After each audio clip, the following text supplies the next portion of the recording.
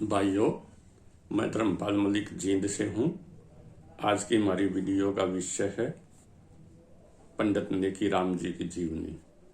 भाइयों, 1947 से पहले हरियाणा के कांग्रेस के दो बहुत बड़े नेता थे, पंडित श्रीराम जी और पंडित नेकीराम शर्मा जी। पंडित नेकीराम शर्मा की कर्मस्थली जो नहीं, वो डिस्ट्रिक्ट हिसार के बहुत बड़े नेता थे। उस समय डिस्ट्रिक्ट हिसार जो है नहीं, आज का भिवानी, हिसार, फतेहाबाद और सिरसा, लोहारू से लेकर डबवाली तक होता था। और 1920 के बाद कोई भी ऐसा फ्रीडम फाइटर नहीं हिसार डिस्ट्रिक्ट का जिसको पंडित नेकीराम जी शर्मा से प्रेरणा ना मिली हो। वो जो है लगभग 10 साल तक कांग्रेस के डिस्ट्रिक्ट हिसार के प्रेसिडेंट और महामंत्री रहे और अनेक युवाओं को आजादी के लड़ने के लिए उन्होंने तैयार किया। पंडित शर्मा जी का जन्म केलंगा नामक गांव के अंदर हुआ था। ये खरक कलंगा कहते हैं, रोहतक भिवानी रोड के ऊपर है। उनके पिताजी का नाम पंडित हरि प्रसाद था और उनकी माताजी का नाम बरजो देवी था। पिताजी एक संस्कृत के बहुत बड़े विद्वान थे। उनकी माता बरजो देवी गांव सोरकी की रहने वाली थी, जो मुंडाला हंसी के बीच में है। और वो बड़ी सुशील और धार्मिक औरत थी। उनकी प्रारंभिक शिक्षा वो अपने घर के ऊपर ही हुई। उनके दादाजी भी संस्कृत के प्रखंड बहुत बड़े विद्वान थे। उन्होंने उनको व्याकरण चंद्रिका पढ़ाई, कर्मकांडी बहुत से ग्रंथ पढ़वाए और वो इतने इंटेलिजेंट थे कि 11 वर्ष की आयु के अंदर ही पंडिताई करने लग गए थे। उसके बाद वो सीतापुर, जो कि अवध में है, वहां संस्कृत पाठशाला के अंदर पढ़ने के लिए गए। वहां से क्वींस कॉलेज बनारस के अंदर गए। इसी कॉलेज के अंदर सन 1905 में जब उनकी उम्र 18 वर्ष थी, वो पंडित मदन मोहन मालवीय जी के संपर्क में आए। पंडित मदन मोहन मालवीय जी हिंदू महासभा के बाद में बहुत बड़े नेता हुए। पंडित जब सन 1907 के अंदर लाला लाजपत राय जी को देश निकाला दे दिया गया, अखबारों में इसकी चर्चा चली, तो शर्मा जी के ऊपर इसका बहुत ज्यादा असर हुआ। फिर 1908 के अंदर बाल गंगाधर तिलक जी को वो उनको भी देश निकाला देकर बर्मा, लाला लाजपत राय की तरह से बर्मा भेज दिया गया, जिसको आजकल म्यांमार कहते हैं। वहां तिलक जी वो 6 वर्ष तक रहे और वहीं पर उन्होंने अपनी जेल के अंदर ही अपनी प्रसिद्ध किताब गीता का रहस्य लिखी थी। इन घटनाओं का पंडित जी के ऊपर बहुत ज्यादा प्रभाव पड़ा और उन्होंने अपने मन ही मन संकल्प लिया कि जब तक अंग्रेजों के राज्य को हिंदुस्तान से समाप्त नहीं कर दूंगा, चैन से नहीं बैठूंगा। इसी दौरान 1907 के अंदर उनका नन्नी देवी जी से, जो कि रानी लावास की दादरी के पास गांव रानी लावास की रहने वाली थी, उसके साथ शादी हुई। उनके एक पुत्र और 3 पुत्रियां भी हुई। लेकिन पंडित जी तो राजनीति के अंदर रम चुके थे। उनके अंदर सिर्फ एक ही धुन थी कि किस तरह से अंग्रेजों को भारत से निकाला जाए। 1915 के अंदर महात्मा गांधी भी अफ्रीका से वापिस आ गए। वो 1915 के अंदर ही महात्मा गांधी जी से मिले। 1918 के अंदर वो पंडित जवाहरलाल नेहरू जी से मिले। लेकिन उनके राजनीतिक गुरु वो बाल गंगाधर तिलक जी थे। वो स्वयं भी मानते थे कि तिलक जी मेरे पॉलिटिकल गुरु हैं और तिलक जी को उन्होंने हिंदी भी सिखाई थी। उन्होंने एक अंग्रेज अफसर को भी कालिदास जी का रघुवंश नाटक पढ़कर सुनाया था। इस प्रकार वो एक प्रखंड विद्वान थे। लेकिन उसी दौरान श्रीमती एनी बेसेंट ने होम रूल लीग की स्थापना की। यह स्थापना 1916 के अंदर मद्रास के अंदर की गई थी। श्रीमती एनी बेसेंट आयरलैंड की रहने वाली थी और आयरलैंड भी अंग्रेजों से, इंग्लैंड से अपनी आजादी के लिए संघर्ष कर रहा था और वहां के लोगों ने होम रूल लीग बनाई थी। इसी से प्रेरित होकर श्रीमती एनी बेसेंट ने भी इंडिया के अंदर होम रूल लीग बनाई और उन्होंने सितंबर 1916 में बनाई थी। उनका न्यू इंडिया नाम का अखबार था। वो अखबार के अंदर इस ओम लीग के बारे में आर्टिकल लिखती रहती थी। इससे लोगों को, इन आर्टिकल से प्रेरित होकर लोगों ने बंबई, कानपुर, बनारस और इलाहाबाद में भी ओम रूल लीग की जो शाखाएं खोल दी। इससे बाल गंगाधर तिलक भी बड़े प्रभावित हुए और उन्होंने दिसंबर 1916 के अंदर पूना के अंदर उन्होंने भी अपनी एक होम रूल लीग बना ली, जिसका उद्देश्य था कि भारत का गृह प्रशासन जो नहीं वो भारतीयों को दिया जाए। इसी समय तिलक जी ने नारा दिया था, स्वतंत्रता मेरा जन्म सिद्ध अधिकार है और मैं इसे लेकर के रहूंगा। जो जब अखबारों के अंदर इसकी काफी चर्चा होने लगी और लोग आंदोलन करने लगे, तो अंग्रेजों ने श्रीमती एनी बेसेंट के अखबार न्यू इंडिया को बैन कर दिया, दूसरे अखबारों को बैन कर दिया और श्रीमती बेसेंट को गिरफ्तार भी कर लिया। इसी पर गई सन 1916 के अंदर ही जो पंडित नेकीराम शर्मा जी भी ओम लीग के अंदर शामिल हो गए। वो पहले तो उन्होंने इसका प्रचार मध्य प्रदेश के अंदर किया, लेकिन 1917 के अंदर उन्होंने अपनी कर्मस्थली जो हरियाणा को बनाया। जब इसका प्रचार होने लगा तो उस समय जो फर्स्ट वर्ल्ड वार का समय था 1914 से 1918, और अंग्रेज सरकार जो अपने वफादारों को धड़ाधड़ जो वो जमीनें और टाइटल बांट रही थी। मैं यहाँ स्पष्ट कर दूं, इसी 1914 और 18 के दौरान ही चौधरी छोटू राम को सर का टाइटल मिला था, वो 4 मुरबे जमीन मिली थी। चौधरी घासीराम, दादा घासीराम मलिक जो हमारे मलिकों के दादा हैं, उनको भी 6 मुरबे और राय बहादुर का खिताब मिला था।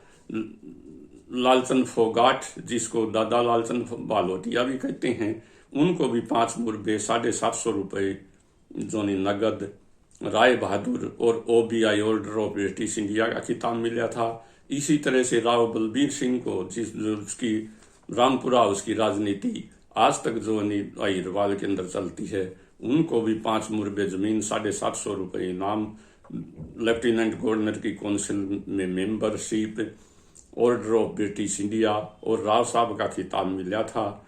लेकिन इसी तरह का लालच DC रोहतक ने जो पंडित नेकीराम जी को दिया। उन्होंने उनको 25 मुरबे देने का जो वो आश्वासन दिया, लेकिन पंडित जी ने ठोकर मार दी। उन्होंने कहा कि ये तो मेरे देश की भूमि, आप मुझे इंग्लैंड में देना चाहें तो बात करो, मैं तो 25,000 मुरबे में मानने वाला नहीं हूँ, मुझे अपने देश की आज़ादी चाहिए।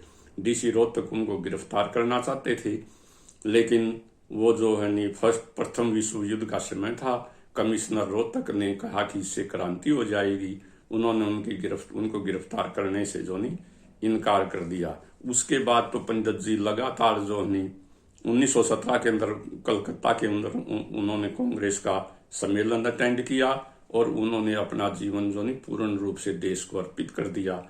वो भाषण दे देकर लोगों को समझाने लगे और आज़ादी का प्रचार करने लगे।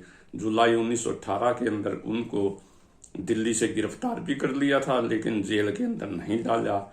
इसी दौरान जो अंग्रेजों ने आश्वासन दिया था कि हम प्रथम विश्व युद्ध के बाद ये विश्व युद्ध जो डेमोक्रेसी और न्याय के लिए लड़ा जा रहा है और हम भारतवासियों को भी कुछ विशेष अधिकार देंगे, लेकिन अधिकार देने के बजाय उन्होंने दिया रोल्ट एक्ट। इसका सारे देश के अंदर विरोध किया। इस एक्ट के तहत किसी भी नेता को किसी भी समय गिरफ्तार किया जा सकता था, इसलिए नेताओं ने इसको काला कानून कहा और इसे कहा नो अपील, नो दलील, नो वकील। किसी को भी कितने समय के लिए ही जेल में डाला जा सकता है। सारे देश के अंदर 6 अप्रैल 1919 को हड़ताल बुलाई गई और हड़ताल हुई। पंजाब के नेताओं ने जो महात्मा गांधी जी को पंजाब के अंदर इनवाइट किया, लेकिन पंजाब गवर्नमेंट ने 9 अप्रैल 1919 को उनके पंजाब प्रवेश पर रोक लगा दी। इसके बाद लेकिन वो फिर भी 10 अप्रैल 1919 को रेल से पंजाब में आए। उनको पलवल के रेलवे स्टेशन के ऊपर 10 अप्रैल 1919 को गिरफ्तार कर लिया गया। ये जो हिंदुस्तान के अंदर महात्मा गांधी जी की पहली गिरफ्तारी थी। उसके बाद महात्मा गांधी जी ने असहयोग आंदोलन शुरू किया। इसी दौरान मुसलमानों का भी खिलाफत आंदोलन जो वो चल रहा था। खिलाफत आंदोलन वो आंदोलन था मुसलमानों का जो वो तुर्की का बादशाह जो होता था वो खलीफा होता था। खलीफा होता रिलीजियस लीडर, जिसे सारे संसार के मुसलमान अपना नेता मानते थे। लेकिन प्रथम विश्व युद्ध में तुर्की ने जर्मनी का साथ दिया था। जर्मनी की हार हुई, अंग्रेजों ने खलीफा का पद वो खत्म कर दिया और जर्मनी के अनेक टुकड़े कर दिए, जैसे कि सीरिया, जॉर्डन, फिलिस्तीन, अजरबैजान, इराक, इस तरह के कई टुकड़े कर दिए। अंग्रेज बड़े चालाक लोग थे, वो डिवाइड एंड रूल की पॉलिसी अपनाते थे। भारत के अंदर तो उन्होंने हिंदू और मुस्लिम धर्म के नाम पर लड़ाया, लेकिन तुर्की और अरब के अंदर वो जाति के नाम पर लड़ाया। उन्होंने कहा कि एक तुर्क मुसलमानों का खलीफा कैसे हो सकता है। हजरत साहब तो वो अरब के थे और कुरैश थे, इसलिए एक अरब का आदमी और एक कुरैशी मुसलमानों का खलीफा हो सकता है। इसलिए प्रथम विश्व युद्ध में अरबों ने अंग्रेजों का साथ दिया था। और आज भी तुर्कों को यह दर्द है कि प्रथम विश्व युद्ध के अंदर हमारी हार वो अरबों की वजह से हुई थी। हिंदुओं और मुसलमानों ने दोनों ने खिलाफत आंदोलन और असहयोग आंदोलन इकट्ठा लड़ा। पंडित नेकी राम जी ने असहयोग आंदोलन में भाग लिया, फलस्वरूप उनको गिरफ्तार कर लिया गया और 2 साल की जेल हुई। उनको एक खतरनाक उनके नाम के आगे डेंजरस मैन लिख दिया गया और एक खतर आदमी उनको मानकर उनको जेल में भी अलग चक्की कोठरी में रखा गया। चक्की कोठरी उनको कहते हैं जिसमें किसी को भी मिलने की इजाजत नहीं होती, सिर्फ अकेले आदमी को बंद किया जा सकता है, जो जेल के कहीं एक तरफ कोने के अंदर होती है। जेल से बाहर आने के बाद शर्मा जिया ने पंजाब के अंदर बेगार प्रथा के खिलाफ आंदोलन किया। बेगार प्रथा वो होती थी जिससे अंग्रेज सरकारी ऑफिसर गरीब आदमियों से मुफ्त में काम करवाते थे, राशन लेते थे, मुफ्त की सवारी लेते थे। और इसके का सबसे ज्यादा असर दलित भाइयों के ऊपर पड़ता था। शर्मा जी ने इसके लिए आंदोलन किया और पंजाब सरकार को मानना पड़ा, बेगार प्रथा बंद कर दी गई। इसी प्रकार उन्होंने उसके बाद स्किनर स्टेट के किसानों के ऊपर बहुत ज्यादा वो मालिया और नजराना लिया जाता था। किसानों की ये स्किनर स्टेट आंसी के अंदर है, आंसी के अंदर थी, जिस आपने स्किनर फोर्स का नाम सुना होगा। आज भी भारतीय सेना के अंदर स्किनर फोर्स है।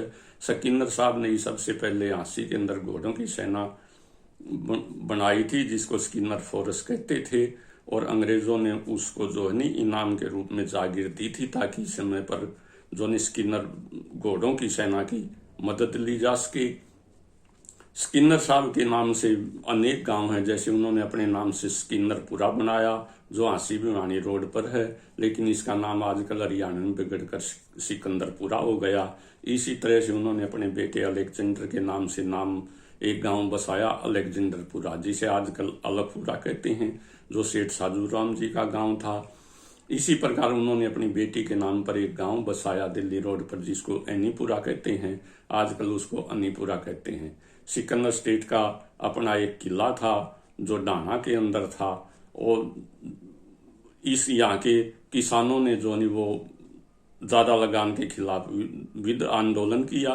पंडित जी इस आंदोलन के नेता थे और उन्होंने आखिर में स्किनर साहब को हार माननी पड़ी और किसानों को मुक्ति दिलवाई। इसी प्रकार 1925 से 1930 के बीच में वो मदन मोहन मालवीय जी और लाला लाजपत राय जी के साथ वो काम करते रहे। ये गर्म दल के नेता थे, लेकिन दुर्भाग्य से 1 अगस्त 1920 को तो तिलक जी स्वर्ग सिधार गए, 17 नवंबर 1928 को लाला जी स्वर्ग सिधार गए।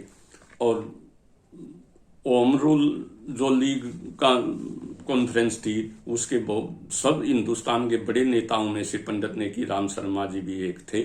मोतीलाल नेहरू, महात्मा गांधी, अंसारी ब्रादर, आसफ अली वगैरह और तिलक साहब इसके आंदोलन के नेता थे।